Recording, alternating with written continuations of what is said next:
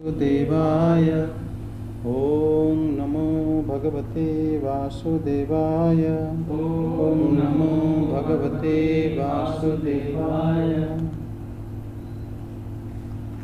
धर्मक्षेत्रे कुरुक्षेत्रे समवेतायुत्सवः मामकः पाण्डवश्चैव किम् अकुर्वत संजय। यत्र युगेश्वर कृष्ण यत्र पार्थ धनुर्धरः तत्र श्रीविजय भूतिर्भूता नीतिर्मतिर्मम।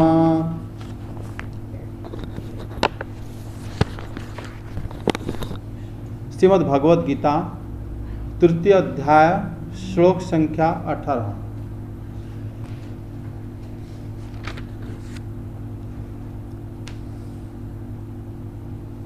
नैव तस्य कृतेनार्थ न कृतेन कश्चन न चास्य सर्वभूतेषु कश्चिदर्थव्यवाश्रयः। स्वरूप सिद्ध व्यक्ति के लिए ना तो अपने नियत कर्मों को करने की आवश्यकता रह जाती है, ना ऐसा कर्म ना करने का कोई कारण ही रहता है। उसे किसी अन्य जीव पर निर्भर रहने की आवश्यकता भी नहीं रह जाती। मतलब जो स्वरूप सिद्ध है वो उसके लिए कोई काम नहीं रह जाता करने के लिए। स्वरूप सिद्धि कौन है? किसको स्वरूप सिद्धि कहा जाएगा? जो अपने आप को जान चुका है। तो यहाँ पर श्री भगवान बता रहे हैं कि जो ज्ञानी है वो कि कर्म करने की आवश्यकता नहीं है ना। यहाँ अर्थात मतलब जो अनुष्ठित कर्म है उनका कोई अर्थ नहीं रह जाता, उनको कोई फल नहीं चाहिए। इसलिए वो कह रहे हैं कि नैव तस्य कृते नार्थो ना कृतो नेह कश्चन। मतलब कृत शब्द से मतलब विश्वनाथ चक्रवर्ती ठाकुर कहते हैं कि कृते नानुतिष्ठन कर्मणा नार्थो न फलम। मतलब ये प्रकार कर्म का कोई फल नहीं होता, जिसको भगवान ने कहा है नैव तस्य कृते नार्थो। फिर ना कृत है न कश्चन, उनको किसी भी प्रकार, अकृत शब्द का अर्थ होता है जो अनुष्ठित होने पर भी कोई दोष नहीं लगता। मतलब जो स्वरूप सिद्धि व्यक्ति है वो अगर कोई काम नहीं करता तो उसको दोष नहीं लगता। अगर काम नहीं करेंगे तो दोष लगेगा। अगर हम काम नहीं करें कौन सा दोष लगेगा हमें?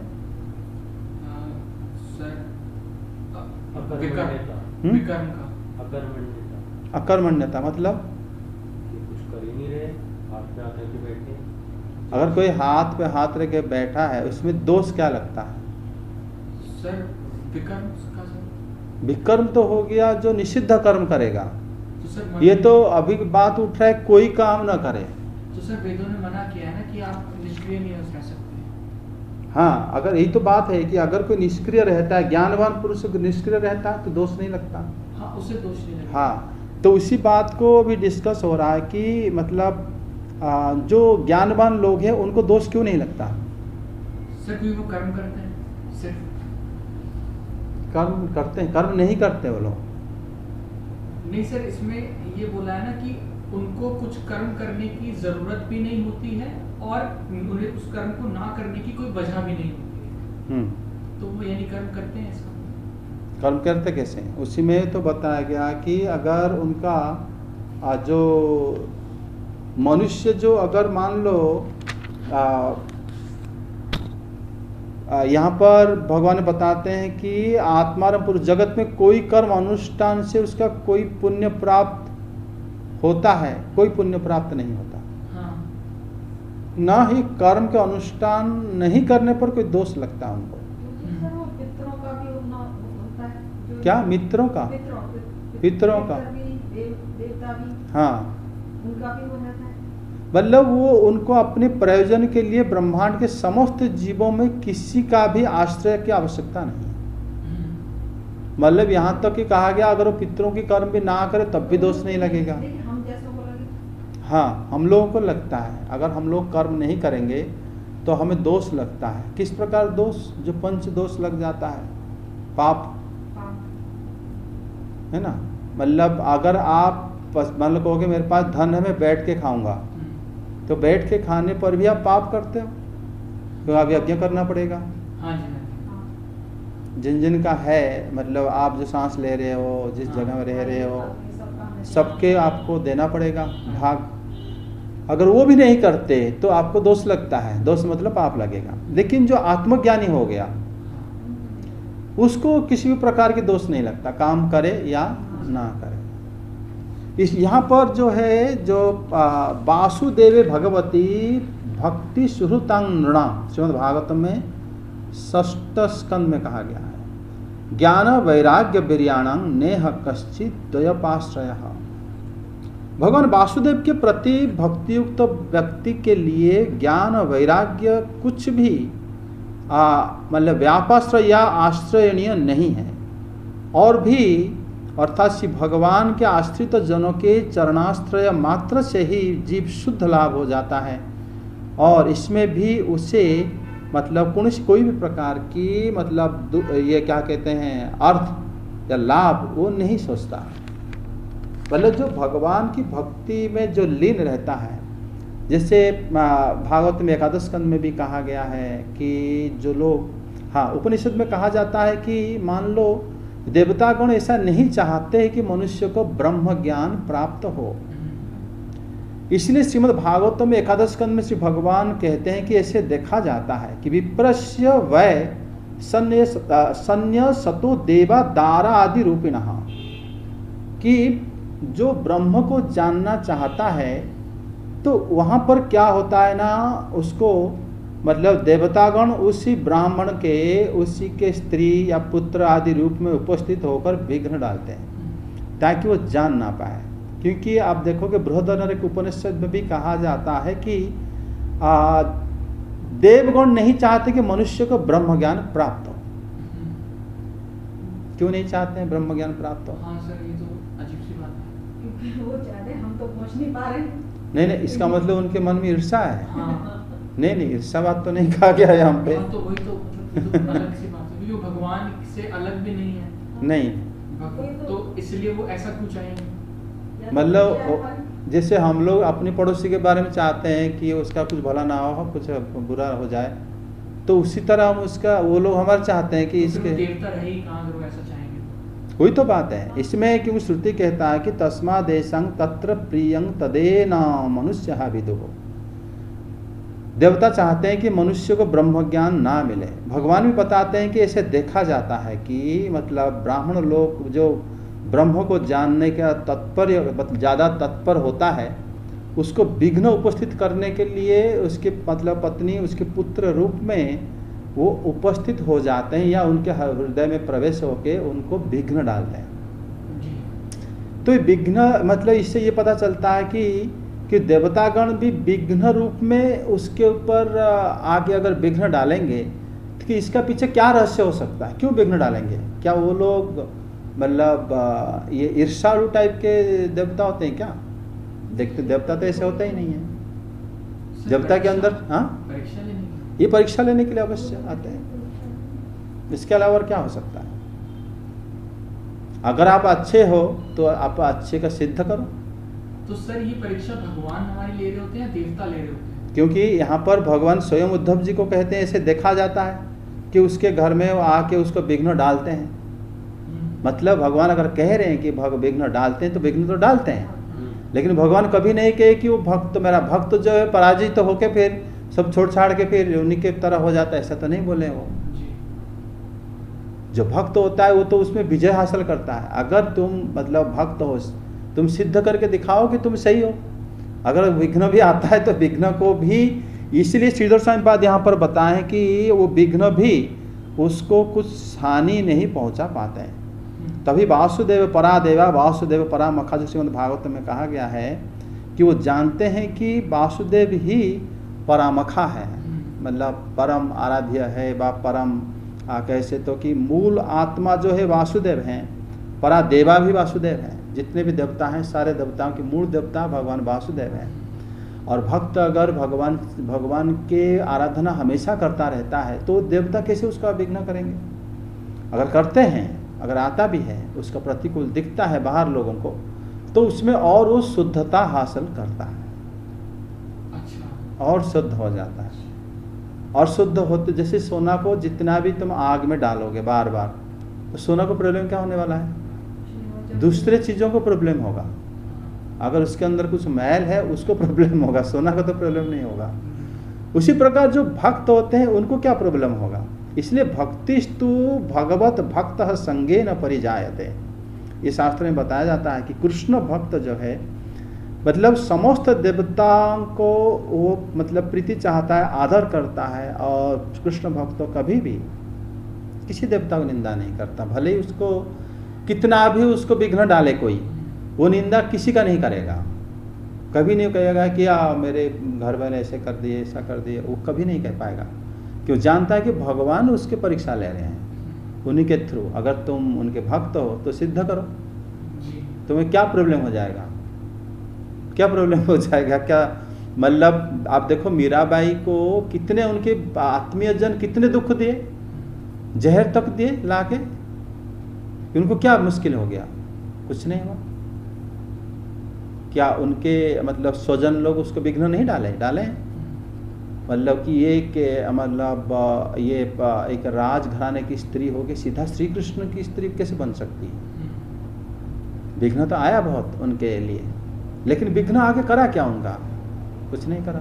ना इन्होंने किसी के प्रति द्रोह आचरण करे।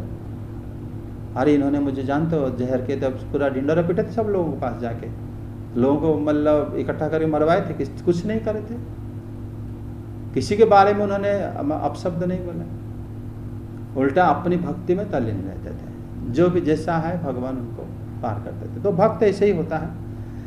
तो इसी प्रकार मतलब भगवान की जो भक्त जो है भगवान में पराभक्ति रखते हैं, और वो पराभक्ति रख के मतलब सब प्रकार की विघ्न से उबर जाते हैं। और इसी प्रकार जो भक्त होते हैं उनका जो है किसी भी प्रकार की कर्म शेष नहीं रह जाता। अगर आप उसी प्रकार भक्त हो, आप कर्म करो या ना करो, उसमें कोई मतलब आपको दोष नहीं लगता। सर एक बार आपने बताया था कि सर जब देवता हमारी परीक्षा लेते हैं और भगवान जब परीक्षा लेते हैं तो दोनों में फर्क होता है कि देवता जब परीक्षा लेते हैं तो उसमें इंसान फेल भी हो सकता है, लेकिन जब भगवान परीक्षा लेते हैं तब उसमें वो 100% पास होता है। भगवान अगर परीक्षा लिए फेल होने की सवाल ही नहीं उठता। नहीं, देवता परीक्षा लेते हैं जब अगर कोई भक्ति कर रहा है, देवता परीक्षा ले रहे हैं तो उसी में भी उसके मतलब भक्ति का परीक्षा होता है। अगर वो भक्ति उसमें छोड़े बाहर रखे, अगर भक्ति कर रहा है तो धीरे धीरे रुकने के बाद ही फिर आगे बढ़ता है। जिससे आप देखो पुराण में विश्वामित्र आदि जब देवता लोग परीक्षा लिए कि ये मतलब उनको अप्सरा आदि बुलाकर, अगर हम कहें कि विश्वामित्र जी उसी समय के लिए उनकी आध्यात्मिक प्रगति रुक गया, लेकिन बाद में कहाँ रुका, बाद में तो नहीं रुका। इसीलिए उसमें किसी भी प्रकार की हानि नहीं होता। अगर आपके लिए देवता सोच रहे हैं या आपके लिए भगवान सोच रहे हैं, मतलब आप कुछ विशेष हो तभी तो सोच रहे हैं, है ना। आपके लिए और कोई तो नहीं सोच रहा। देवता अगर सोच रहे हैं मतलब आप योग्य हो तभी तो सोच रहे हैं। उसी योग्यता के बल पर ही आप आगे बढ़ोगे, समझे। आगे श्लोक 19 देखो, 19 में तस्मादसक्तः सततं कार्यं कर्म समाचर असक्तो हो ह्यचर कर्म परमाप्नोति पुरुषः। अतः कर्म फल में आसक्त हुए बिना मनुष्य को अपना कर्तव्य समझकर निरंतर कर्म करते रहना चाहिए, क्योंकि अनासक्त होकर कर्म करने से उसे परब्रह्म की प्राप्ति होती है। तो यहाँ पर कहते हैं कि भगवान लेकिन कह रहे हैं कि तस्मादसक्तः सततं कार्यं कर्म समाचर। तुम अनासक्त होकर क्या करना, निरंतर कर्तव्य को करते रहना चाहिए। असक्तो ह्यचर कर्म परमाप्नोति पुरुषः। जो ऐसे करता है तो उसको परम व मोक्ष की प्राप्त हो जाता है ना। वो कह रहे, पहले बता दिए कि आप जो ज्ञानी है बा जो आत्माराम है उसको किसी भी प्रकार कर्म ना करने से दोष नहीं लगता। कर्म अगर ना भी करे तो कोई दोष नहीं लगता। कर्म अगर ना कर कोई वो बिना कर्म करे रह सकते हैं। लेकिन फिर इसी में भगवान इस श्लोक में बता रहे हैं कि इसीलिए क्या करो ना, तुम यहाँ पर श्री अर्जुन जी को कह रहे हैं कि अनासक्त होकर कर्म करते रहो, है ना। अनासक्त होकर कर्म करने से ही मोक्ष की प्राप्ति हो ही जाता है। अनासक्त कर्म मतलब वो आप एक कर्तव्य कर्म कर रहे हो। जैसे ये तुम पूछ रहे थे कि अगर मान लो हम कर्म को टालते रहे, आलसी होके कि मुझे करने की जरूरत नहीं है और चलो रहने दो, तो मैं जो कर्म ना भी करूं और मतलब आलसी होके से छोड़ छाड़ के बैठ गया, तो हम कहते हैं कि हमें दिव्य ज्ञान मिलेगा क्योंकि मैं आसक्त नहीं हूँ उससे।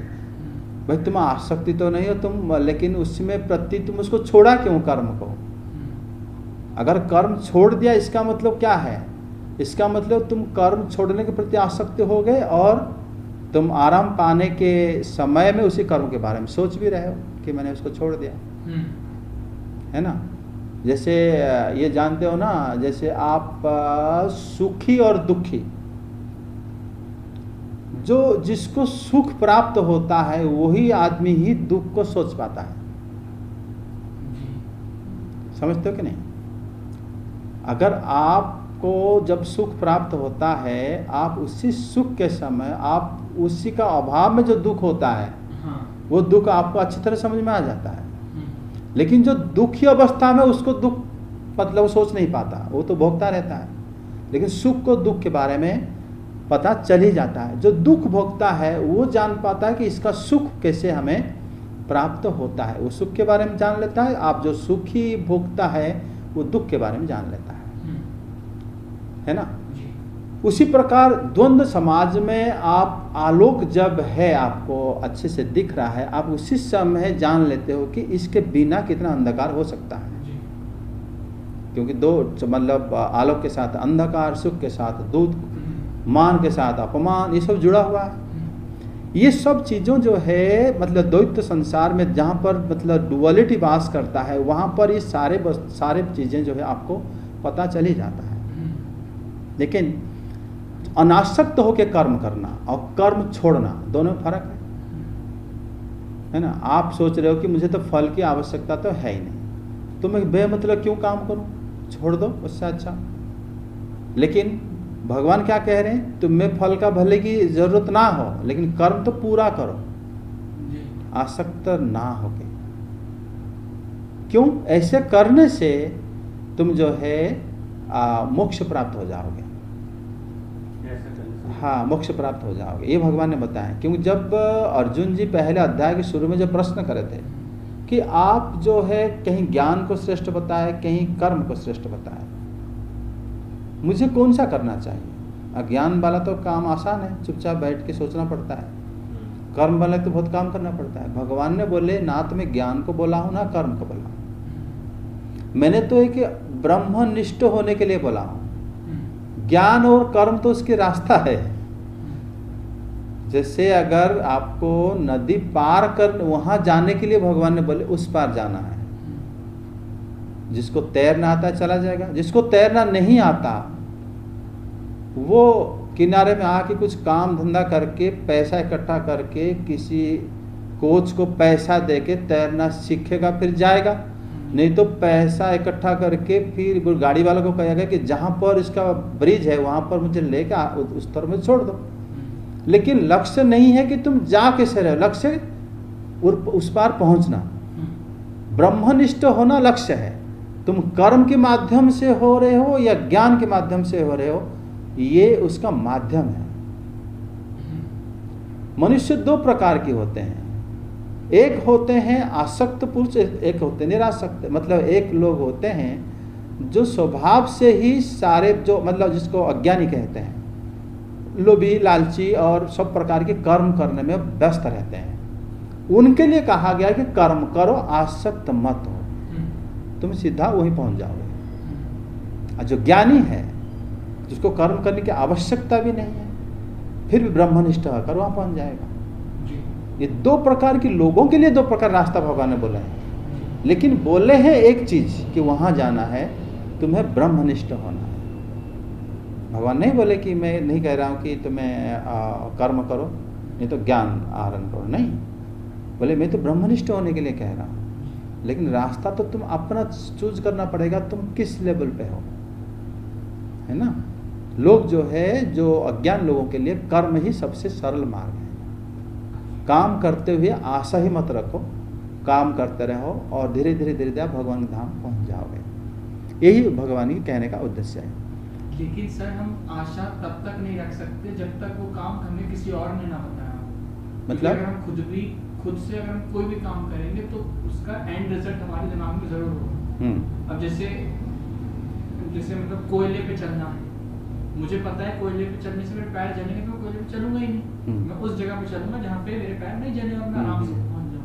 तो अनलेस कोई मुझे ना कहे कि तुझे कोयले से चल के जाना है या वहां से चल के जाना है, तब तक मैं अनासक्त होकर कर्म कर ही नहीं सकता। अनासक्त होकर कर्म करने के लिए भगवान बताए हैं भगवत गीता में। अनासक्त का कर्म कोयला के ऊपर चलना क्यों होगा? अगर आपको पता है कि इस रोड में जाने से एक्सीडेंट होगा, आप इसमें जाओगे क्यों? और फिर आप अब क्या जा क्यों रहे हो? पहली बात तो उद्देश्य है क्या है, आप क्यों जा रहे हो? कुछ तो है ना, जहाँ जा रहे हो, ऑफिस जा रहे हो या तो मार्केट जा रहे हो, आप लक्ष्य है मार्केट जाना, कुछ सामान लाना, आप उसी रास्ते में आप जाओ और आप अपनी मन में यह आसक्त न रखो कि फल क्या मिलेगा, मुझे कुछ नहीं मिलेगा। ये कैसे समझ? आप अगर किसी वस्तु के क्रय कर खरीदने जा रहे हो, उसमें क्या फल मिलेगा आपको? वस्तु मिलेगी। वस्तु तो आपके लिए नहीं ला रहे हो ना, किसी और के लिए ला रहे हो, घर के लिए ला रहे हो। तो मतलब किसी और का होना जरूरी है? नहीं, अगर आप अपने लिए भी ला रहे हो खाने के लिए, आप अगर भूखा हो, कोई भी वस्तु ला के खाने के लिए ले आए और आप कर्म करके आप खाने के बाद फिर आप उसमें आसक्त तो नहीं हुए, प्राण बचाने के लिए लाए खाने के लिए कि मैं जिंदा रहूं तो कर्म कर पाऊंगा, और मतलब अनासक्त होके। आसक्त होना क्या है? उसके प्रति बहुत प्रयास करना, उस चीज़ों के प्रति ज़्यादा आसक्त हो जाना और उसका भोग विलास के लिए चिंतित होना, ये कर्म जो है हमारा त्यज्य किया गया है। खाली अनासक्त होकर कर्म करने में क्या जाता है? नहीं सर, मेरा पर्पस ये था ये क्वेश्चन रखने का कि हम कोई भी कर्म चुनते हैं तो उसमें हमारी कोई ना कोई एंड रिजल्ट से आ सकता है। देखो, कर्म तो आप अपने घर में भी शुरू करते हो जी। बातें करना भी कर्म है। कर्म इंद्रिय को जो काम करते हो कर्म है। आप कोई बात अगर करते हो, किस लिए करते हो? काम किसी उद्देश्य से करते हो। हाँ, अच्छा लगे बात। हाँ, अगर मान लो आप मौन रहोगे, कोई बोला तो फिर आप कर्म करते हो, तो फिर आप अपनी वाणी के संयम कर लिया। लोग जैसे मान लो चाहते हैं कि मुझे मतलब सुंदर स्त्री मिले, मुझे धन मिले और उस धन को मैं व्यवहार करके खर्चा करूं, यज्ञ आदि करूं, इस प्रकार लोगों की इच्छा है। लेकिन आप जानते हो, मतलब उपनिषद में से बताया जाता है कि आपका कौन है? खुद मन है, आपका अपना है। मन को आत्मा कह सकते हो। आपकी वाणी ही आपकी स्त्री है। जो आप बोल रहे हो वो अपनी मतलब पत्नी की तरह उसको सजा के बोलो, कम बोलो, दिखाओ मत सबको। बोलना क्या बोलना जानते हो, चुप रहो। वाणी आपकी पत्नी है। आपकी जो मन है वो आपकी, आप खुद मन ही हो, आप आत्मा है आपका। और अगर आपकी मन आत्मा है, आपकी संतान आपकी प्राणवायु है। जो सांस ले रहे हो, 5 प्रकार की प्राण, वो आपकी वास्तव में संतान है, वो आपको सहायता करते हैं। मृत्यु समय में वो प्राण वायु ही आपको छोड़ के जाते हैं, बाकी कोई आपको सहायता नहीं कर पाएगा। प्रत्येक दिन आप प्राण ले रहे हो, सांस ले रहे हो, वो आपकी संतान है, वो आपकी मतलब सुहृद हैं, आपके बंधु हैं, जो भी हैं। वाणी आपकी पत्नी ही वाणी है। वाणी आपकी जो है, आपका धन आपकी आंखें हैं। भौतिक धन आपकी आंखें हैं। आंखें हैं तब आप सब प्रकार की वस्तु को देख पाते हो या समझ पाते हो, वो सबसे बड़ा धन है आपके लिए। आंख से बढ़कर धन क्या हो सकता है आपके पास? और आंख ही नहीं होते तो आप सोना पकड़े हो या आपने पत्थर पकड़े, क्या पता चलेगा आपको? लेकिन नहीं, आपका आध्यात्मिक आंखें, धन जो है वो है कान। कान के जरिए आप ये जगत छोड़ के दूसरे जगत जा पाओगे। आध्यात्मिक आंखें, कान, धन, आध्यात्मिक धन। भौतिक धन तो आंखें ही हैं। ये अगर आपके पास है, फिर आप दूसरी चीजों को क्यों सोच रहे हैं? समझे? इसीलिए आप देखो बृहदारण्यक उपनिषद बताते हैं मन एव स्य आत्मा, बाघ जाया प्राण प्रजा। बाघ हो गया जाया आपका, बाघ मतलब आपकी बोलने की शक्ति आपका जाया है, पत्नी है। मन आपकी आत्मा है और प्राण आपकी प्रजा है। प्राण ही आपकी प्रजा, प्रजा मतलब संतान, आपको देखभाल करते हैं। और आपका चक्षु ही आपका धन है, श्रोत्र इंद्रिय भी धन है। वो अगर 5 प्रकार की वस्तु आपके साथ है जिसके जरिए आप यज्ञ आदि क्रिया कर भी सकते हो और आप परलोक जा सकते हो, फिर दूसरे पत्नी धन आदि को क्यों चिंता करना है? बहुत बड़ी बात है सर, ये कैसे समझ? इसलिए ऋषि मुनि लोग जो बताते हैं, जो ज्ञान उपनिषद में बताया जाता है, वो भगवान के प्राप्ति के अलग अलग मार्ग ही होता है। उसी से हम बहुत कुछ शिक्षा मिल जाता है। तभी वो कहते हैं कि अगर ये है तो कर्म, जो भक्ति विनोद ठाकुर बताते हैं, मोक्ष संबंध में विचार है कि कर्म करते करते कर्मयोगी परिपक्व अवस्था में जो पराभक्ति होती है उसको यहाँ मोक्ष कहा गया है। अगर कर्मयोगी कौन होता है? काम करो, फल की आशा नहीं है, छोड़ दो। काम बहुत आपने करा, छोड़ दिया, काम बहुत करा, छोड़ दिया। कर्म जो है आप करते रहते हो हमेशा, तो फिर वो जो करते करते आपको पराभक्ति प्राप्त हो ही जाता है। भले ही आप कर्म किया छोड़ दिया का मतलब फल को नहीं लिया, तो फिर उस फल का क्या हुआ? फल जिसके लिए किसी और को आपने दे दिया। अच्छा, मतलब मैंने कमाया वो बांट दिया। हाँ, और जैसे मान लो धन को आप भगवान की सेवा में बांटोगे, हाँ। तो वो मतलब जैसे जैसे आप बांटते जाओगे आपका अपने आप सद्बुद्धि आ जाएगा, किस तरह मैं धन को व्यय करूं या किस प्रकार मैं अपना बाकी कार्य करूं कि ताकि मैं उसमें आसक्त ना हूं और मुझे धीरे धीरे उसके बदले में मुझे फल मिल जाएगा। हाँ सर, जैसे ये मैं इसको इस तरह से डिफाइन करना चाहता हूँ। जैसे मंदिर में लोग जाते हैं और मैं भी अक्सर लोगों को जब कोई चर्चा होती है तो ये बोलता हूँ प्रभु का ध्यान करो, प्रभु का सिमरन करो, मंदिर जाओ, पूजा पाठ करो, परंतु उसमें कोई डिमांड मत रखो। हाँ, कि मंदिर में गए, भगवान की मत्था टेका, पूजा करी, आरती करी, सब कुछ करी और अंत में कह दिया देखो ये मेरा काम है, इसका ध्यान रखना, या ये समस्या है इसको सॉल्व करो प्रभु।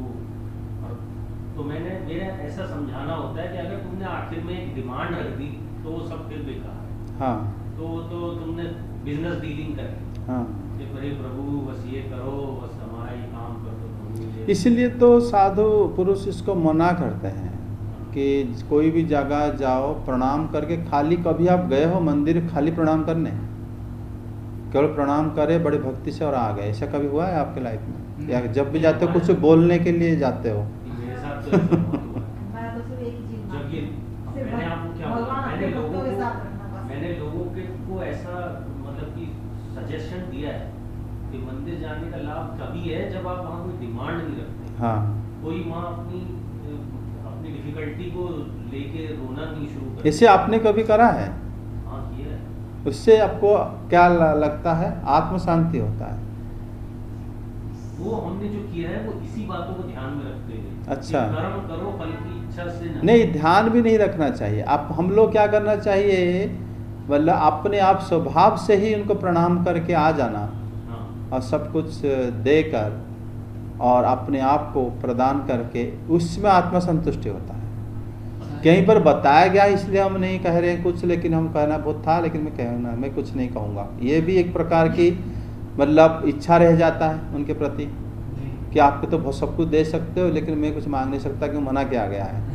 लेकिन उनको स्वभाव से ना मांगना, अपने स्वभाव से कि मुझे कुछ नहीं चाहिए।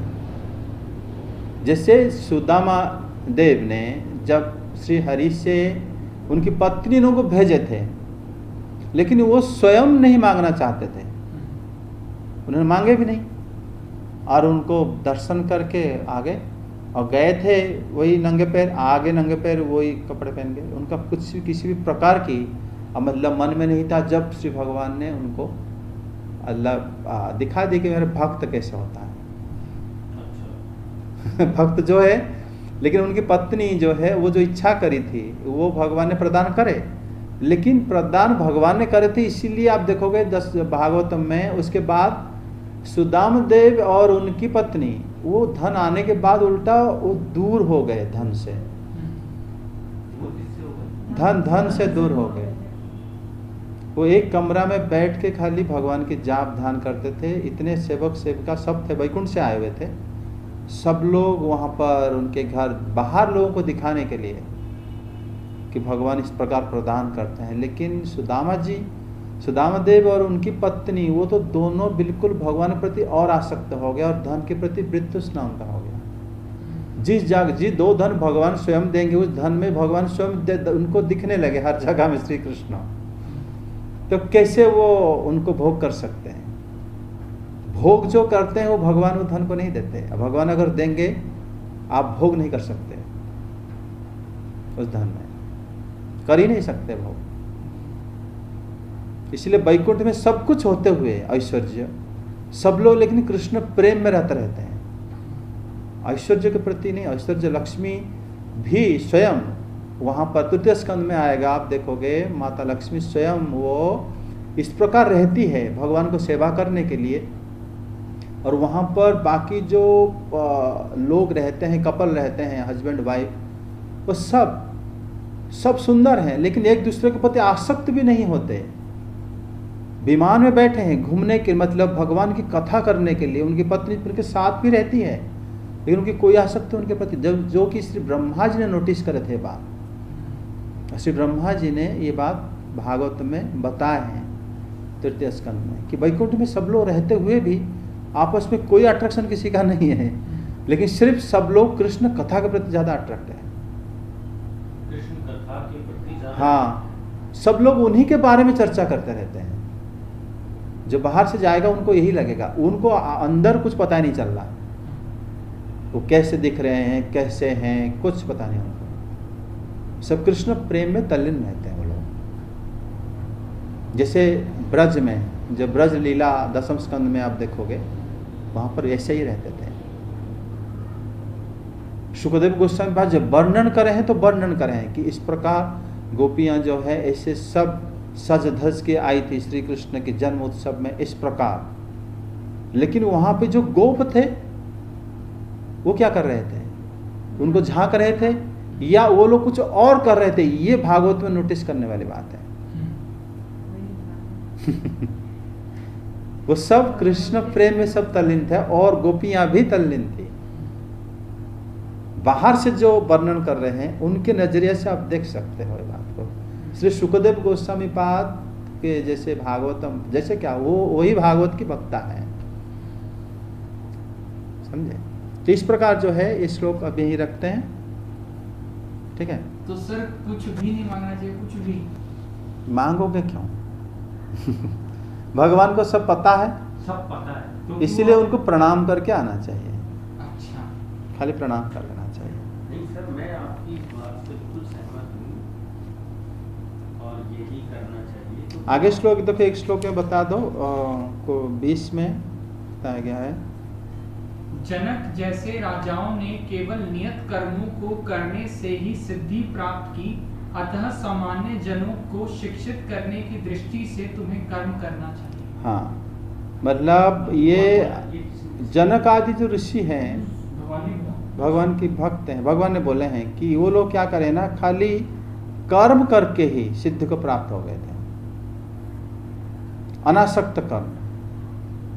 राज्य है तो राजा भी थे, फिर भी अनासक्त थे वो जनक जी, और वो कर्म करके ही मतलब सिद्धि प्राप्त हो गए थे। कर्म करके उनका मतलब ये चिंता नहीं था कि अभी आक्रमण होगा तो हम क्या करें, वो डरते नहीं थे। जो होगा उसी समय देखा जाएगा, जो बचेगा उसके बाद देखा जाएगा, लेकिन हमेशा कर्म ही करते रहो, कर्तव्य करते रहो, समझे? जैसे ये हमारे पिताजी कहते थे कि जैसे शुकदेव गोस्वामी पास जब श्रवण कर रहे थे उनसे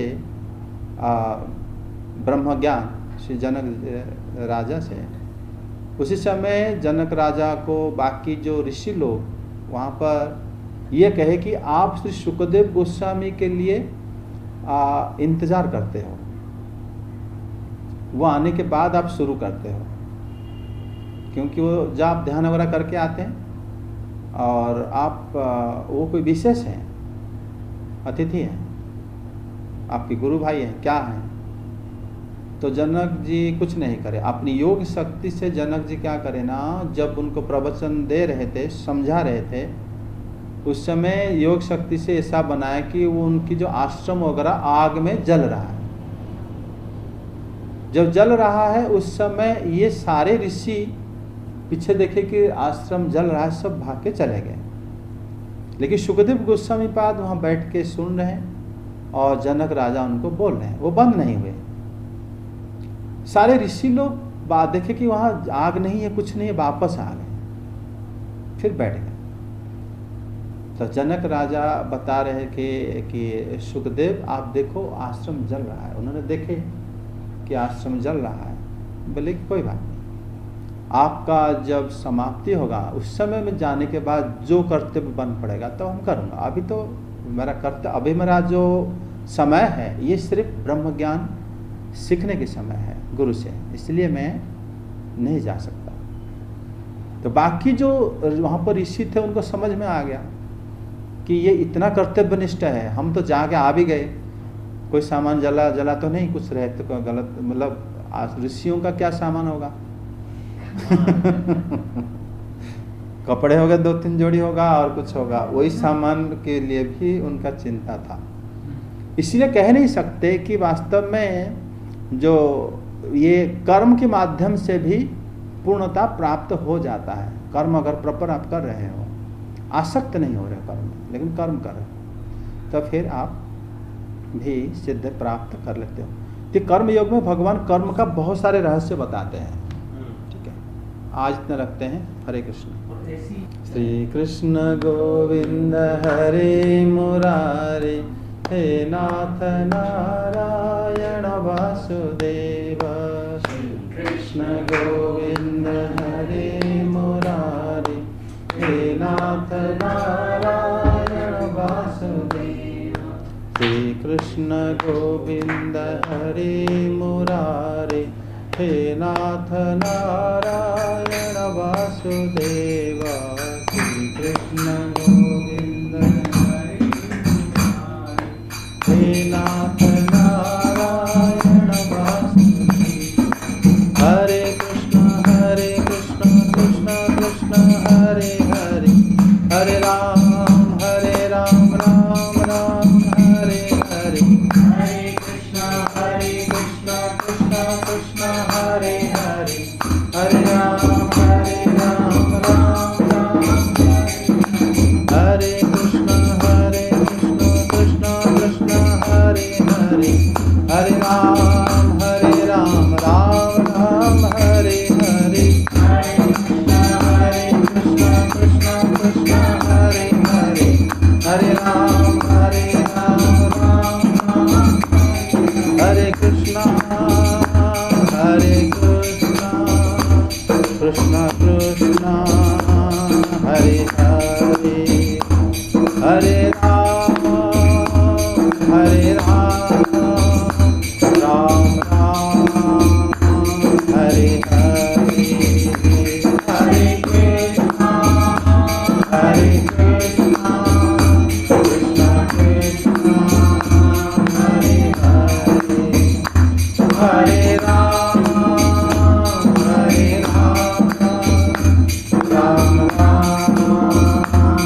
हरे। हरे कृष्ण कृष्ण कृष्ण हरे हरे, हरे राम